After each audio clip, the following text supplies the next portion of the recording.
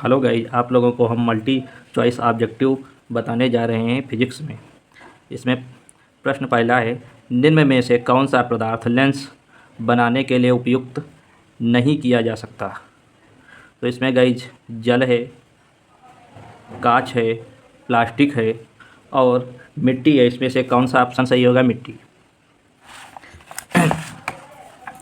इसके बाद अगला कंटेंट देखिए सवाल, किसी वस्तु से बड़ा आभासी प्रतिबिंब बनाने वाला दर्पण है। समतल दर्पण, अवतल दर्पण, उत्तल दर्पण, कोई गोली।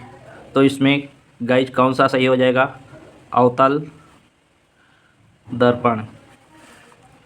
इसके बाद अगला देखिए, इसमें प्रश्न, एक अवतल दर्पण की फोकस दूरी 10 सेंटीमीटर है, दर्पण की वक्रता त्रिज्या होगी।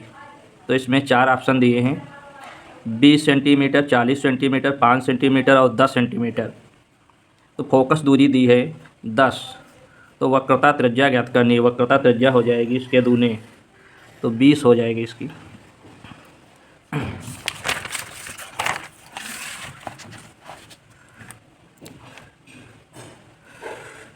इसके बाद 15 नंबर ये प्रश्न देखिए, निम्न में से कौन सा लेंस छोटे अक्षरों को पढ़ने के लिए उपयोग में लाना चाहिए।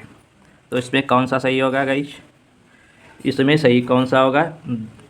10 सेंटीमीटर फोकस दूरी का उत्तल लेंस।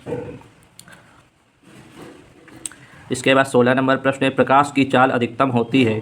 तो इसमें निर्वात में, प्रकाश की चाल सबसे अधिक निर्वात में होगी। इसके बाद 21 नंबर प्रश्न है, एक उत्तल दर्पण द्वारा उत्पन्न आवर्धन सदैव होता है। तो इसमें गाइस कौन सा सही होगा? तो इसमें एक से कम ऑप्शन सही होगा। इसके बाद 23 नंबर प्रश्न है, उत्तल दर्पण द्वारा अनंत पर स्थित वस्तु का प्रतिबिंब होता है। तो उत्तल दर्पण द्वारा अनंत पर स्थित वस्तु का प्रतिबिंब इसमें कौन सा गाइस होगा? इसमें आभासी व छोटा हो जाएगा। इसके बाद 25 नंबर प्रश्न, किसी लेंस से वस्तु का प्रतिबिंब आभासी, सीधा और वस्तु से छोटा बनता है। जब वस्तु से छोटा बनेगा प्रतिबिंब तो ये हो जाएगा अवतल लेंस। इसके बाद 26 नंबर प्रश्न देखिएगा, कांच का अपवर्तनांक 1.5 है, वायु में प्रकाश की चाल 3 × 10⁸ मीटर प्रति सेकंड है। तो कांच में प्रकाश की चाल ज्ञात कीजिए। तो इसमें गाइस हम सूत्र लगाएंगे, अपवर्तनांक बराबर वायु में प्रकाश की चाल बटे कांच में प्रकाश की चाल। तो इस पर गाइस कौन सा आंसर सही होगा? इसमें 2 × 10⁸ मीटर प्रति सेकंड, ये ऑप्शन सही हो जाएगा। इसके बाद 28 नंबर प्रश्न इसमें है, उत्तल लेंस के f तथा 2f के बीच स्थित किसी वस्तु का प्रतिबिंब बनता है। तो इसमें डी सही हो जाएगा, वास्तविक, बड़ा तथा उल्टा। इसके बाद 29 नंबर प्रश्न देखिए, किसी भी लेंस की क्षमता की इकाई होती है। तो किसी भी लेंस की क्षमता की इकाई होती है, इसमें हो जाएगा प्रति मीटर हो जाएगा गाइस। इसके बाद अगला चैप्टर,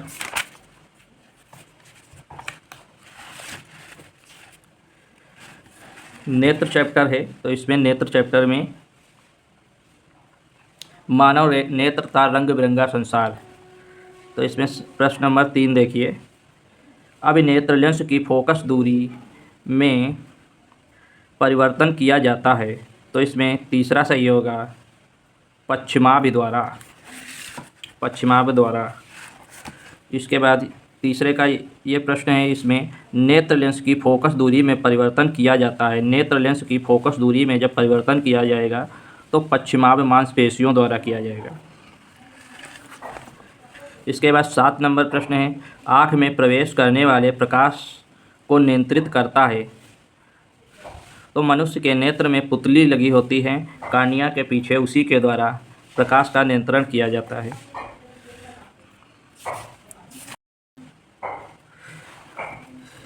आकाश के नीला रंग दिखने का कारण होता है। तो इसमें कौन सा सही हो जाएगा? इसमें प्रकीर्णन सही हो जाएगा। दूरदृष्टि दोष के कारण वस्तु का प्रतिबिंब बनता है। जब दूरदृष्टि दोष होगा तो वस्तु का प्रतिबिंब रेटिना के पीछे बनेगा। दूरदृष्टि दोष के निवारण में प्रयुक्त होता है उत्तल लेंस प्रयुक्त होगा।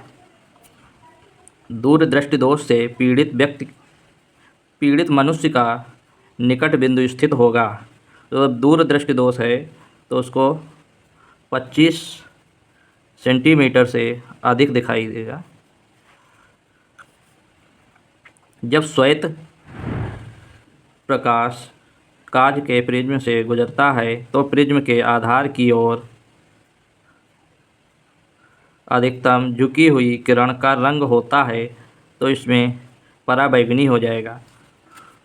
सूर्योदय और सूर्यास्त के समय क्षैतिज पर आसमान दिखता है तो कैसा दिखेगा? इसमें रक्ताभ दिखेगा। इसके बाद अगला प्रश्न है 21 नंबर। यदि वायु के सापेक्ष कांच का अपवर्तनांक 3/2 है तो कांच के सापेक्ष वायु का अपवर्तनांक होगा, तो इसमें 2/3 हो जाएगा, 2/3। 22 नंबर प्रश्न। जब श्वेत प्रकाश प्रिज्म से गुजरता है तो सर्वाधिक विचलन होगा पराबैंगनी का। चित्र में 2 सर्वसम प्रिज्मों पर श्वेत प्रकाश की किरण आपतित होती है। संयोजन से निर्गत प्रकाश की किरण होगी, श्वेत ही रहेगी इसमें। इसके बाद अगला लेसन विद्युत में पहला प्रश्न। एक इलेक्ट्रॉन पर आवेश होता है। एक इलेक्ट्रॉन पर आवेश कितना होगा गाइस? एक इलेक्ट्रॉन पर आवेश -1.6 × 10⁻19 कूलाम होता है। विद्युत धारा का मापन करते हैं आमीटर द्वारा। विद्युत धारा का मापन आमीटर द्वारा करते हैं। प्रतिरोध का मात्रक इनमें से कौन है? प्रतिरोध का मात्रक ओम है। प्रत्येक 4 ओम प्रतिरोध वाले 4 चालक तारों को समांतर क्रम में जोड़ने पर तुल्य प्रतिरोध होगा। जब समांतर क्रम में जोड़े हैं तो इसका तुल्य प्रतिरोध 1 ओम हो जाएगा। बिजली के बल्ब का 5 नंबर प्रश्न। इसी में बिजली के बल्ब का फिलामेंट बना होता है तो एक टंगस्टन का बना होता है। विद्युत धारा का इकाई मात्रक क्या होता है? विद्युत धारा का इकाई मात्रक एम्पीयर होता है। विद्युत धारा उत्पन्न करने की युक्ति को कहते हैं। विद्युत धारा उत्पन्न करने की युक्ति को जनित्र कहते हैं। जनित्र के द्वारा उत्पन्न की जाती है। R1 व R2 प्रतिरोध के 2 तार समांतर क्रम में जोड़े जाते हैं। इनका तुल्य प्रतिरोध होगा। तो इनका तुल्य प्रतिरोध जब समांतर क्रम में जोड़े गए हैं तो R1 + R2 बटे R1 × R2 हो जाएगा। 13 नंबर प्रश्न ए भी मोस्ट इम्पॉर्टेंट है। यदि किसी निश्चित प्रतिरोध से होकर बहने वाली विद्युत धारा आधी कर दी जाए तो उसमें उत्पन्न ऊष्मा हो जाएगी। उत्पन्न ऊष्मा कितनी हो जाएगी? 1/4। 1/4 हो जाएगी। इसके बाद सवाल नंबर 20 देखिए। 110 वाट का विद्युत बल्ब 220 वोल्ट के विद्युत स्रोत से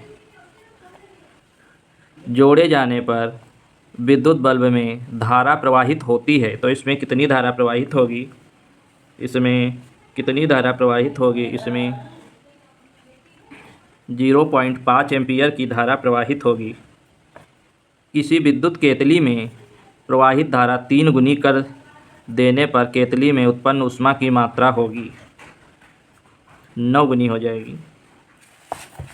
1 किलोवाट 24 नंबर प्रश्न। 1 किलोवाट घंटा का मात्रक है। 1 किलोवाट घंटा का मात्रक विद्युत ऊर्जा का है।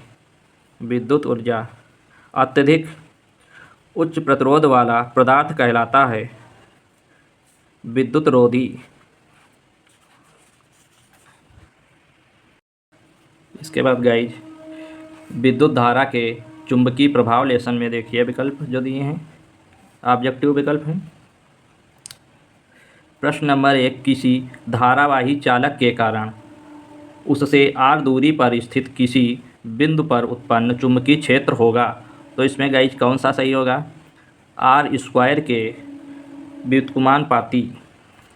इसके बाद दूसरा सवाल, इसी में दूसरा प्रश्न है, किसी धारावाही परिनलिका को स्वतंत्रतापूर्वक लटकाने पर सदैव स्थिर होगी। तो इसमें कौन सा सही होगा? इसमें उत्तर और दक्षिण में। इसके बाद चौथा प्रश्न देखिए, विद्युत क्षेत्र की तीव्रता का मात्रक है। विद्युत क्षेत्र की तीव्रता का मात्रक न्यूटन प्रति एम्पीयर मीटर हो जाएगा, न्यूटन प्रति एम्पीयर मीटर। इसके बाद पांचवा प्रश्न, किसी धारावाही लंबी परिनलिका के भीतर चुंबकीय क्षेत्र होता है समान।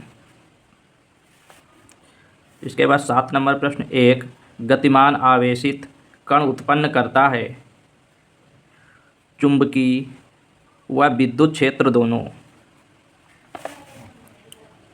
8 नंबर प्रश्न, एक चुंबकीय क्षेत्र में क्षेत्र के लंबवत स्थित विद्युत धारावाही चालक पर लगने वाले बल की दिशा होती है। तो इसमें गाइस कौन सा सही होगा? चालक में प्रवाह होने वाली विद्युत धारा की दिशा के समांतर। इनमें से कौन सा कथन असत्य है? तो इनमें से कौन सा कथन असत्य है?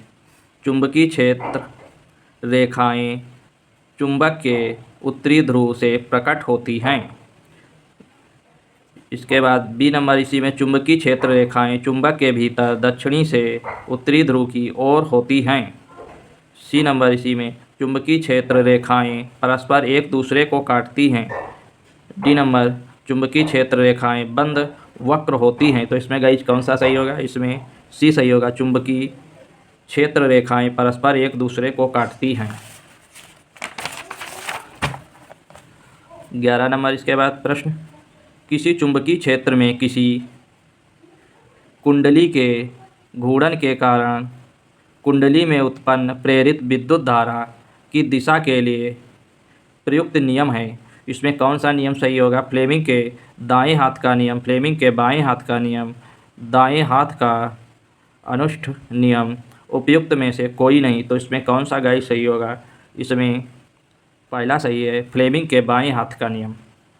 फ्लेमिंग के दाएं हाथ का नियम इसमें पहला सही है, फ्लेमिंग के दाएं हाथ का नियम। इसके बाद 12 नंबर प्रश्न, धारावाही वृत्ताकार कुंडली में फेरों की संख्या n गुना बढ़ाने पर कुंडली के केंद्र पर उत्पन्न चुंबकीय क्षेत्र। तो इसमें कौन सा सही है? n गुना बढ़ जाएगा, n गुना बढ़ जाएगा, यही सही है इसमें। 15 नंबर प्रश्न, एक सीधे धारावाही विद्युत चालक के चारों ओर उत्पन्न चुंबकीय क्षेत्र प्रदर्शित होगा वृत्ताकार।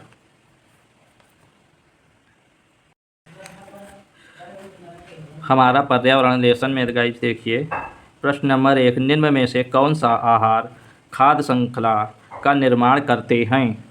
तो इसमें कौन सा सही होगा? घास, बकरी और मानव। इसके बाद तीसरा नंबर प्रश्न देखिए गाइस, आहार श्रृंखला में प्रथम पोषी स्तर बनाते हैं या ट्रैफिक लेवल बनाते हैं। तो इसमें कौन सा सही होगा गाइस? इसमें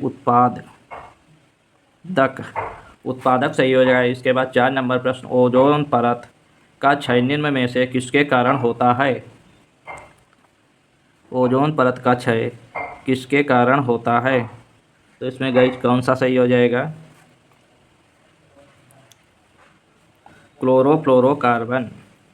क्लोरोफ्लोरोकार्बन हो जाएगा।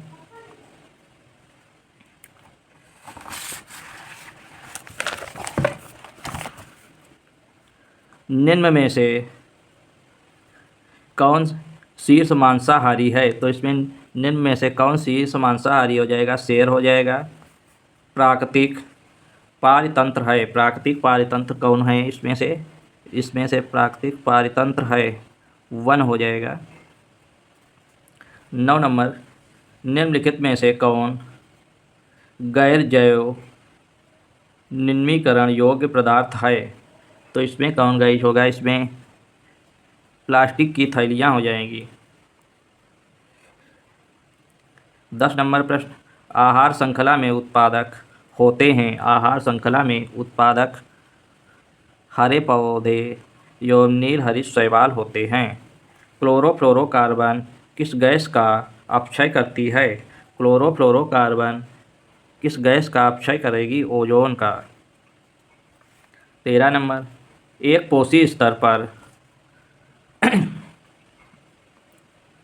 उपलब्ध कार्बनिक पदार्थों की कितनी मात्रा अगले कोशीय स्तर तक पहुंचती है? तो इसमें गाइस हो जाएगा, कौन होगा? 10%। 10%। 14 नंबर प्रश्न, परितंत्र का भौतिक कारक है। परितंत्र का भौतिक कारक ताप हो जाएगा। 16 नंबर प्रश्न, निम्नलिखित में से कौन सी एक परत पराबैंगनी किरणों को पृथ्वी पर आने से रोकती है? तो इसमें ओजोन परत हो जाएगी, ओजोन परत। 18 नंबर प्रश्न देखिए, निम्नलिखित में से कौन ओजोन परत के क्षय के लिए जिम्मेदार मुख्य पदार्थ है? तो इसमें कौन गाइस होगा? इसमें क्लोरोफ्लोरोकार्बन हो जाएगा। वायुमंडल की ओजोन परत पृथ्वी को बचाती है, पराबैंगनी किरणों को पृथ्वी पर आने से रोकती है। निम्नलिखित में से कौन एक पारितंत्र का जैविक घटक है?